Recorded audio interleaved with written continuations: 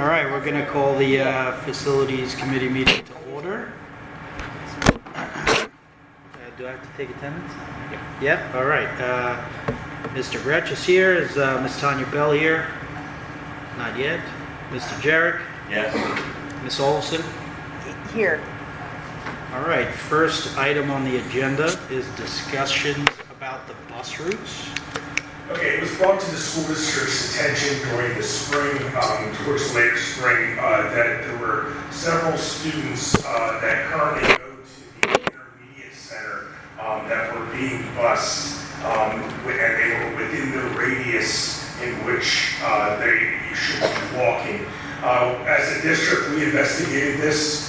We did find out that that was an accurate statement, okay? They were being bused, these students, and they should not have been.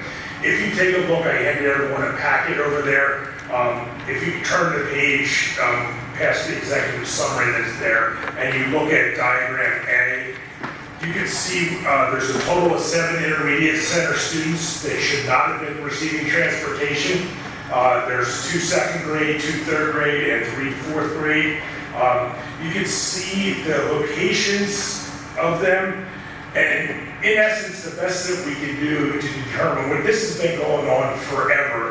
This is not a crisis issue by any means. This has been occurring for a long, long time. I'm going to guess well back beyond when the intermediate center was first built or remodeled over there. So that's how long that's been going. We can only speculate as to why, but if you take a look at this map, there's no additional mileage. They don't have to go out of their way to pick these kids up, and the buses aren't 100% full. So it was probably just done because it was on the way, and the practice was probably continued just because it had been done one year or the following year, and it was just transferred from our former busing partners to our current busing partners. So the bottom line is we have a little problem on our hands. We have some students who were being bused that really shouldn't be being bused. So if you turn back and you take a look at some different options, we have a couple options here as a school district. We'd like to get some guidance from the board and the committee in terms of how you would like us to handle this. Option 1, we can continue to provide bus transportation despite the fact that within the radius that they should be. That can be problematic for a lot of reasons because it's an equity issue in regards to our communities. So that can be problematic, but nonetheless, that is option 1. We could maintain our transportation for the intermediate center students and extend services to all of our Birdsboro students. The negative of that one, I would say, is we're looking at a significant cost to the taxpayers of the district. When you start looking at $72,000 and some odd dollars per bus, we're looking at 3 additional buses at minimum. We're looking at 3 different buses we have to add. So that would be quite extensive for us. If you look at diagram B, you can kind of see the area that would be bused. If we did decide to do this, these are the walking zones on Birdsboro itself. So that would be quite expensive. Option 3 is interesting. We could grandfather the current intermediate center families receiving transportation and discontinue the service for new families, clearly communicating this to them. From this point forward, anyone who is going into those grades will not receive transportation. That is a possibility. Unfortunately, if we do it that way, the problem won't be 100% solved right away. It'll take a couple years for those kids to grandfather their way out. Our option 4 is to cease transportation services for families residing within the radius of the intermediate center immediately. The downside of that is it's a communication issue with the families. It's late in the game, and they need to make. I always try to put myself in the parent's shoes, when you're looking at a month, they're going to have to, if they don't want their kids to do the walk, they're going to have to provide transportation. So there are basically 4 options that I think are within the scope of possibility here. I'd like to open that up for discussion among the committee and anyone else who wants to make a comment. Yeah, so just to clarify, you were saying that they're picked up on an existing bus route? Like there's not a specific bus for them? It's not an extra bus for them. Okay. And how much time does that add to? Yeah, usually, and we were always very hesitant about adding bus stops, but apparently they're very quick because there's not a lot of kids involved in them. So it doesn't impact the students. It's at the end of the run, so it's not a major impact by a minute or two. The kids would be sitting in the cafeteria, is my understanding. They still take a seat on the bus. They do.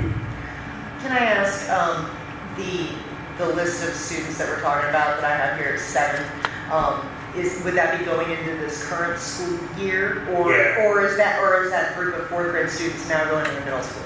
And that's a fair question. We get it going into this current school year. Like where Okay, we are so we're talking as about, of okay. now. All right, So then next year it'll be what? it'll be 4 4, less? it'll be, Yeah, no, it'll be 3 less. 3 less? It'll be Well, 4 three. students total. It'll be that, but if we do the other If option, you- Oh, there's three- I'm estimated sorry. how many It's 3 4th grade. would it be for next year? No, Like how many kids would be going into 2nd grade? What we would be wouldn't doing ask is we communicate clearly to those families within that area. If Okay. there is anyone going into 2nd grade, they would not be receiving transportation the following year, despite the fact, and we would tell them the whole situation. Yeah, so- Gotcha. Monitoring this thing. yeah, if you went with either 1 or 3, I guess, everything would stay the same for this year. But if you went with 3, then next year there'd only be 4 students we'd be talking about. The following year would be 2, and then it would be back to equity between the 2 communities. Correct. That's the way that option reads. Yeah, for number 3.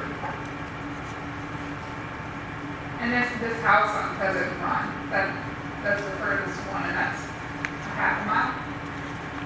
I'm sorry, what did you say? The furthest one on Pheasant Run, that's probably I half a can't, mile. I couldn't speak to you if you said that. I know I looked it up once, it was a half a mile. Yeah, I don't have that in front of me for each I of don't those think that's addresses. too much to ask. I actually have a friend that lives in that development, and she told me that it originally started as everybody had to walk.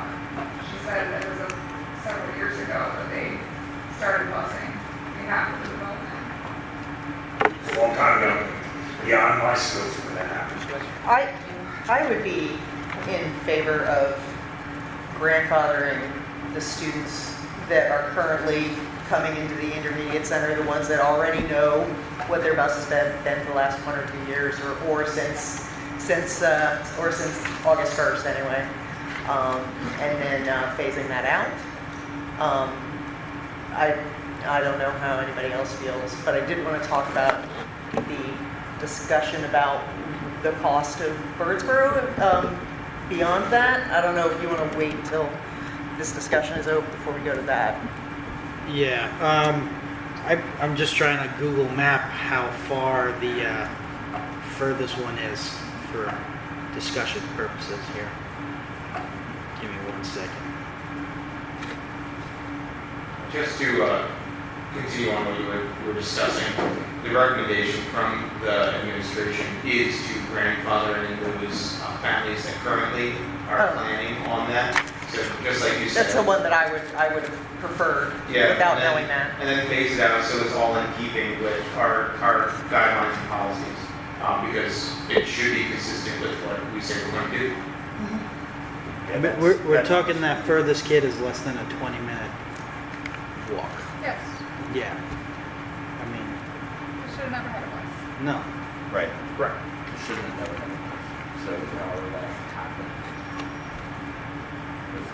I mean, they don't even have to cross a busy road. Correct. They could, from the way it's mapped, is they can literally just walk the loop. They're in their development the entire time. The Yes. the grandfathering seems to be the most equitable solution.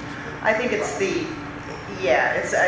I mean, if we were in a situation where those 7 students meant that we needed a whole other bus for that community, I think we'd be having a different conversation. But if it doesn't mean that, I would prefer to just phase that out. And then that'll keep us in keeping with the school policy and it's Yeah. asked for family planning moving forward. It seems to make no sense. I mean, I'm for option 4. Just school year didn't start. We have a month. Well, we have like 20 days. Again, they should be able to walk as a group to school. in their development. There is no crossing of the street. They're literally following one road into school. Right, well, that'll be after the phase out. No, I'm saying we shouldn't He's for even number for four. option We're 4. doing it Oh, immediately. yeah, got it. And I would say the difficulty isn't truly the distance, it's when you're talking about second graders, oftentimes they need to be accompanied, and that's usually the challenge with the youngest students. Tanya, do you have any thoughts No, I agree. The suggestion. of Right, option option. 3? Yep. Okay. 3 for option 3. All right, so that'll be the recommendation to the committee.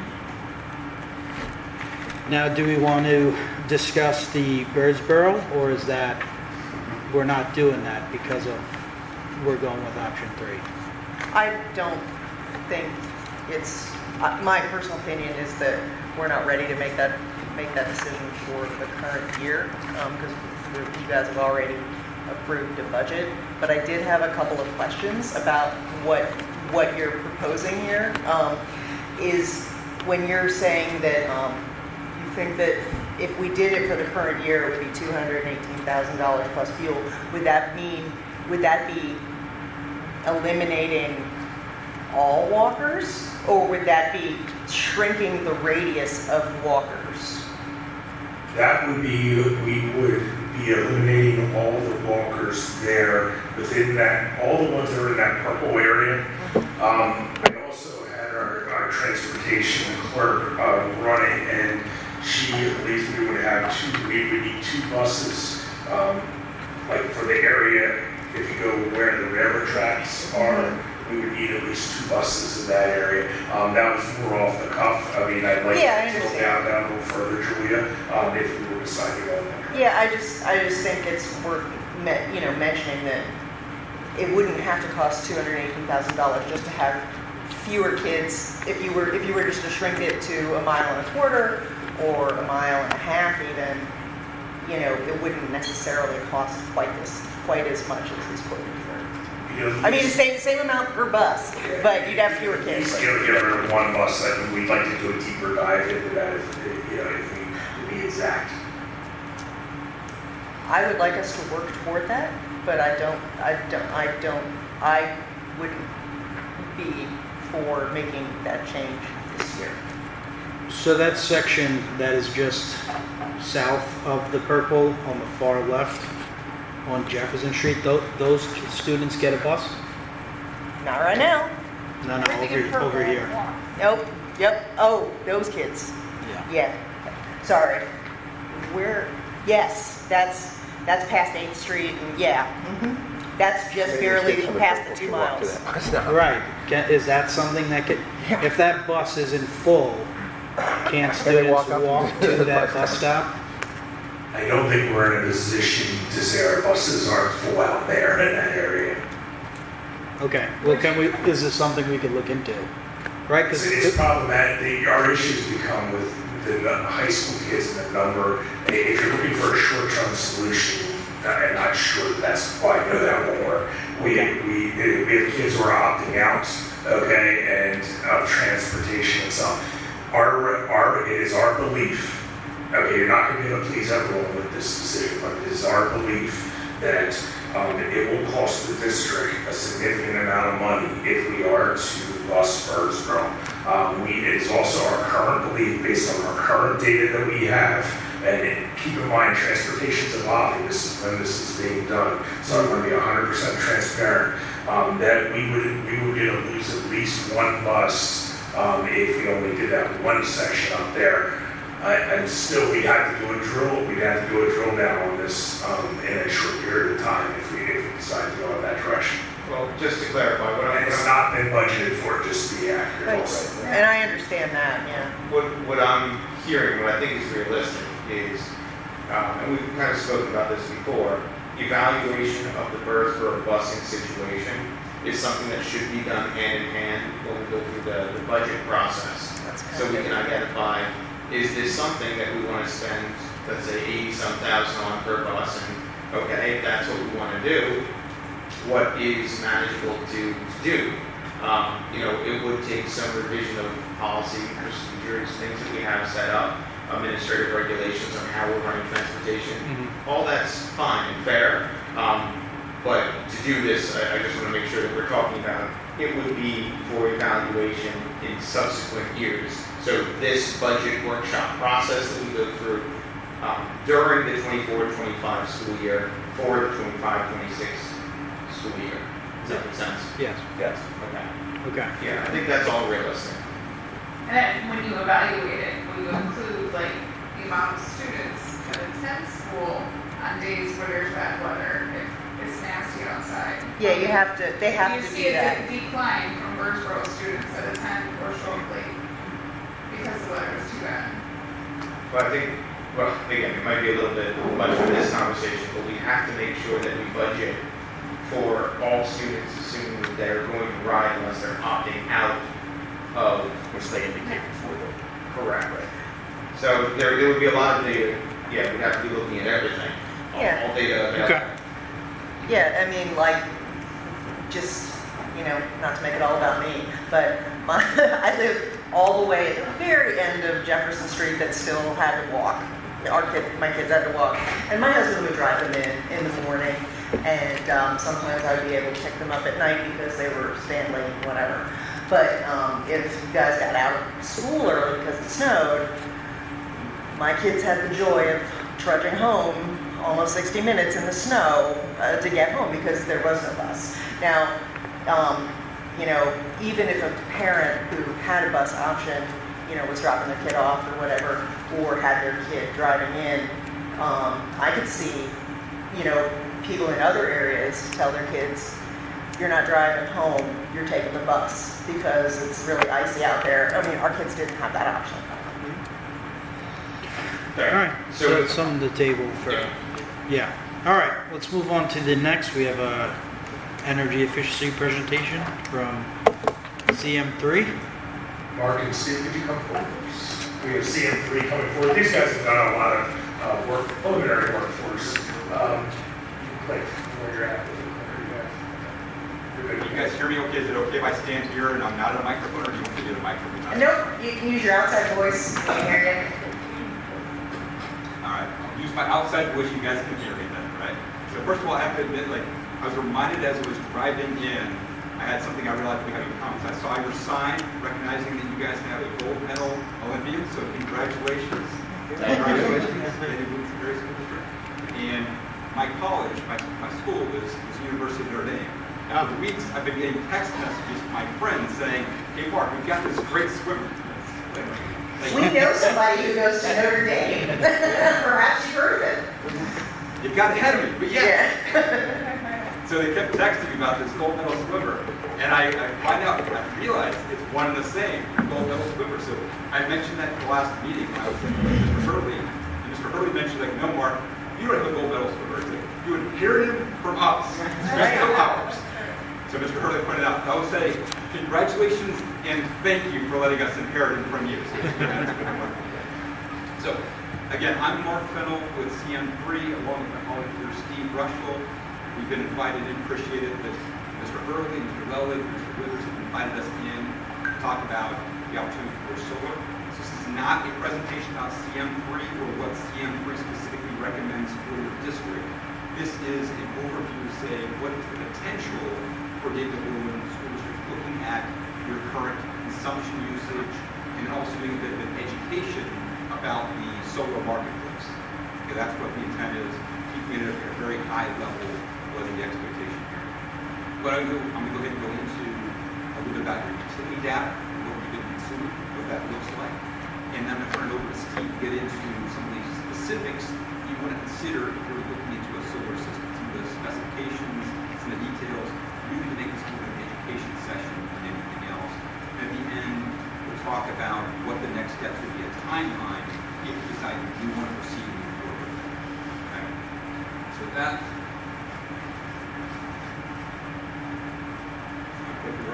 okay, so this is your utility data. So this top part of it here is something that we requested from the district to have access to your MedEd utility data. It was granted. We were able to pull your MedEd data and this is what you see under this top section. So what I'm going to highlight for you is really just taking a look at the big stuff. You're using about 6.8 million kilowatt hours a year is what you historically consume. And that is translated to about $525,000 spent each year on electric, as well as I'll say another $100,000 of what you're spending on natural gas each year. Okay, as we dug into some of the specifics of your data, you start to realize is your electric rate, what you're paying in the end of 2023, the 7.1 cents, that jumped up to 9.5 cents once you got to 2024. And the reason being is that you were on a contract that was suppressed with COVID in terms of how they were doing the electric rates in the past. That is now since market corrected and gone out. So I think obviously I pointed out, Mr. Bell verified the most recent contract did go up. That was a 34% increase from what we were paying past year to this year. Okay. And what else here to highlight is going forward, just this past week, PJM Interconnection, which is comprises about 13 states that have the electricity between them. They just had a bid auction last week, and as a result of some of the increased demand as well as some of the supply constraints, that pushed up the bid going forward to 10 to 20% expected increases on June 1st, 2025. That's across 13 states. A lot of places we're going to be seeing, those who are familiar with it's going to start to impact. So this represents the cost, but it also represents an opportunity. So fortunately, you guys are looking at what we need to mitigate. Other couple things is recognizing River Rock and understanding is that is being looked at for being sold. So you want to take a look at and remove that consumption when you look at how much you can generate going forward. The other thing is, here in the district, at both your high school and middle school, if I understand correctly, you are in the district doing HVAC upgrade. As a result, your older equipment is going to go away. You have newer, more efficient equipment. You expect lower energy consumption to then again go down. So you want to make sure you have allowed for that as you go forward with how much solar you might want to consider generating. In addition to that, there are still opportunities for energy efficiency. I think looking at some lighting, perhaps keeping those, the other opportunities. You want to leave room how much you might want to consider for generation, rather than like 100% of what the store was doing. So I'll pause there. Is that any questions on that part of the thing? So at this point, I'm going to go ahead and turn it over to Steve to let you kind of go ahead and do a little more of a deep dive in terms of explaining that with solar operations.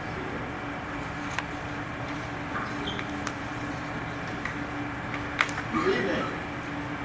So, when the district is going to look at finding a partner to construct solar, you're going to want to work with a partner that has a complete comprehensive list of services under the contract with the solar, including adequate bonding, adequate contingency, etc.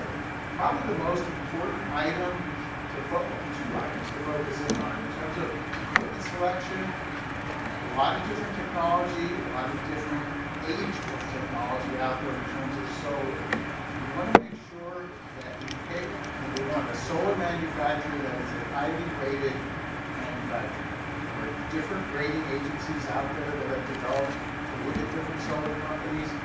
Probably the most common, the most well-known rating service is Bloomberg. Everybody knows it, Bloomberg. So their top-tier manufacturers are called Bloomberg Tier 1. We always specify a Bloomberg Tier 1 manufacturer. Not only is the technology solid, but these companies are typically national in scope, so they're very large entities, and they have the financial wherewithal to stand behind the warranty and extend 30 years. So good quality solar equipment, good quality manufacturers. And then the other thing that you're going to want to look for is a lot of moving parts to making a solar project as financially attractive as possible. So in addition to actually getting the systems well designed in the ground, you want to make sure that you have a partner that is going to stand by and assist the district to secure their utility rebates, to secure assist with securing the 30% grant that's now available to nonprofits from the Department of Treasury, to assist potentially with a grant and from a state of Pennsylvania, that's relatively new information, to help you get set up, be able to monetize and sell the renewable energy credits that we use, and to assist you and give you some guidance in terms of, okay, now I have these significant solar projects in my district, I still have to buy some electricity off the power grid, that's not it, probably cover everything. What's the right way to go about doing that? So I'll just stop there. Any questions? Pause, can you guys hear them okay? Is that still loud enough for you? So this is zeroing in a little bit on the four main buildings. Again, this is the consumption across those four buildings for the last year that ended March of 2024. Obviously, it's a little less because River Rock's not in it. I think the other two smaller accounts are not in it as well. And to summarize some of the other information that's important in terms of looking at a project for the district, okay, I'll go into that in a second. But in looking at the facilities that you have here, the available ground space, looking strictly at ground arrays for the four buildings, we believe that between roughly 3 to 4 megawatts, or 3,000 to 4,000 kW of solar will be built, constructed across the four buildings. And that magnitude of solar is going to generate about 3.7 to maybe about 4.9 million kilowatt hours a year, which means you'd be offsetting anywhere from about 57% to potentially 75% of the historical consumption of these four buildings. So it could be a significant project. And Mark alluded to it in his talk a few minutes ago. We're also looking at HVAC efficiency improvements, so this number probably comes down. And you also have the opportunity to look at LED lighting upgrades across your different campuses. And CM3 has taken a preliminary look at that. They think that reduction to the lighting is about 1.1 million. Okay.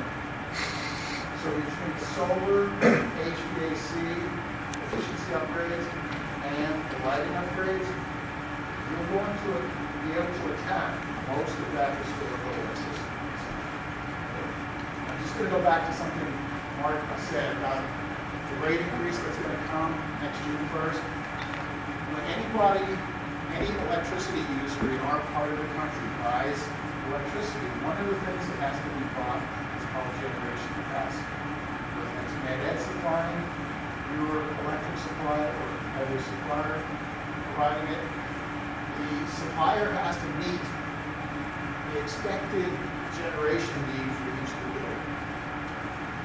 Those are the current capacity, they're called peak load share values assigned to the accounts.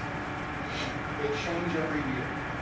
Based upon those numbers and what your historical usage has been, that dramatic increase in capacity costs, and that's last Wednesday by PJM, would average out to about 1.1 cents per kilowatt hour additional cost.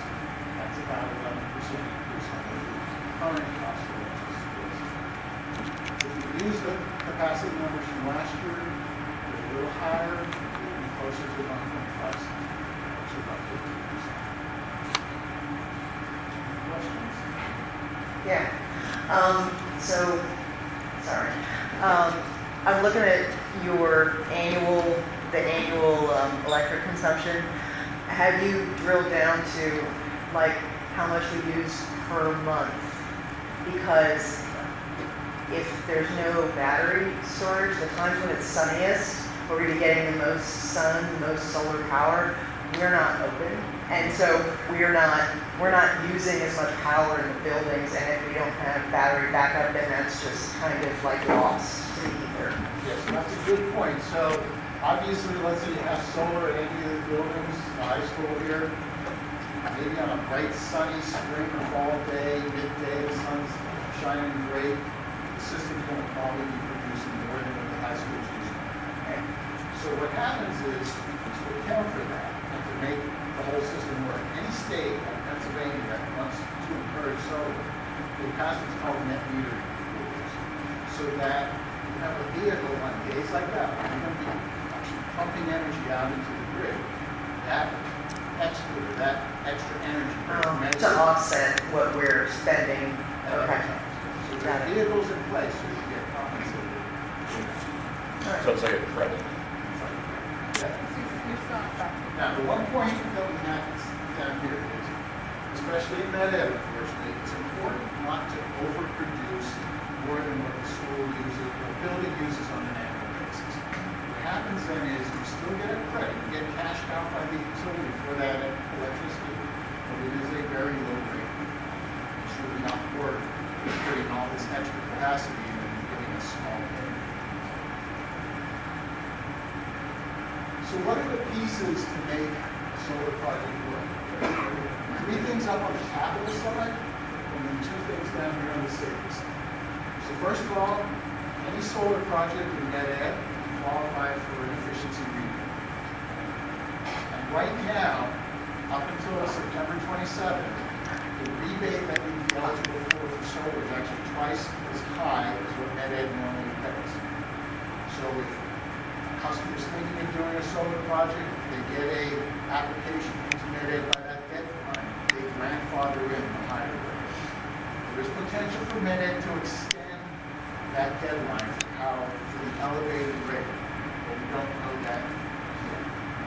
And right now, that would probably be in the neighborhood of about, the elevated rate, about $400,000 of compensation of utility rebate for med ed.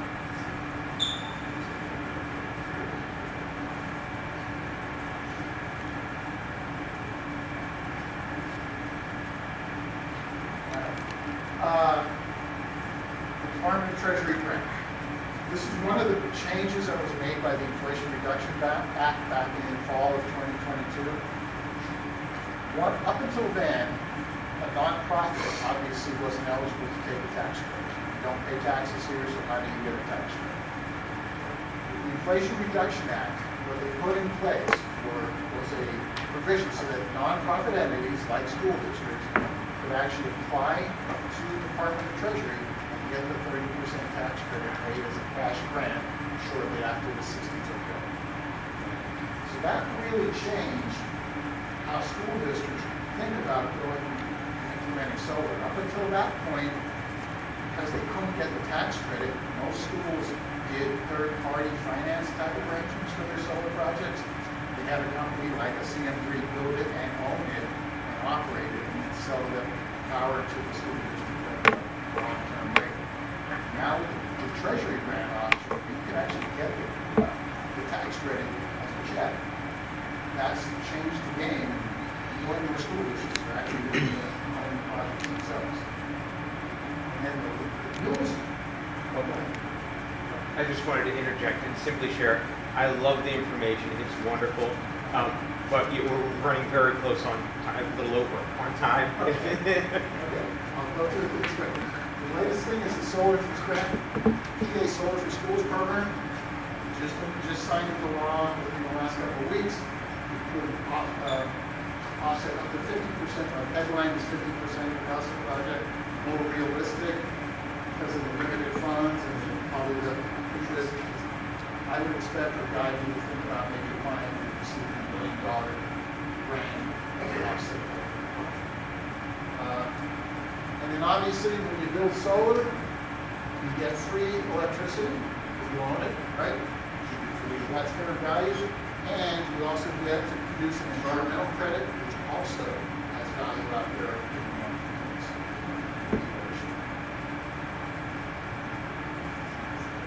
Dennis, I'm going to skip over this. This is just, if you have it in your packet, it just illustrates the fact that you're producing your the cost of electricity varies from daytime to nighttime. Solar produces all its electricity during the day, so it's really lining up with where your most expensive energy is.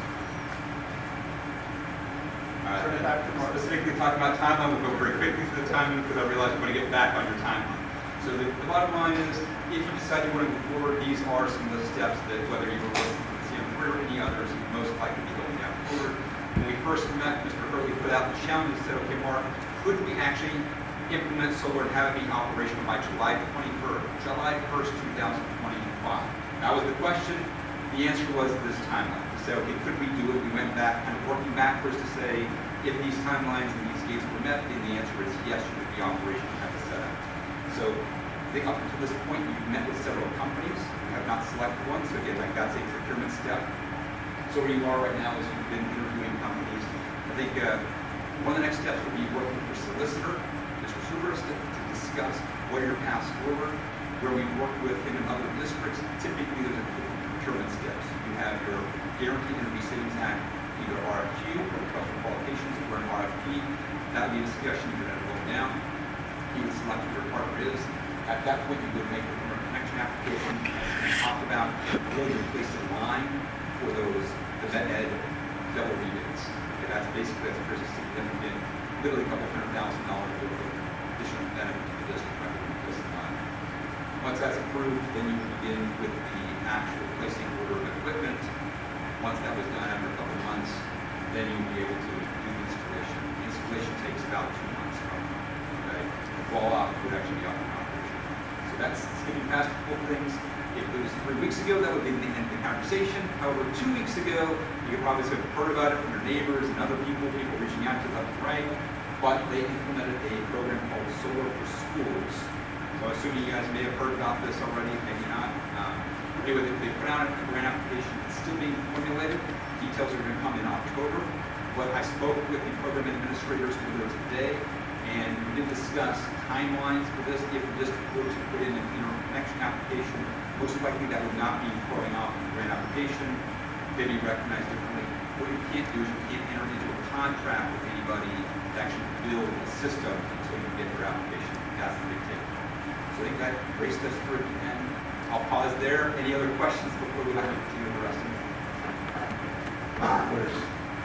Did we get a packet? That's what, I asked if there was a Yeah, that's presentation. all. We didn't get a packet. Any kind of handout or anything?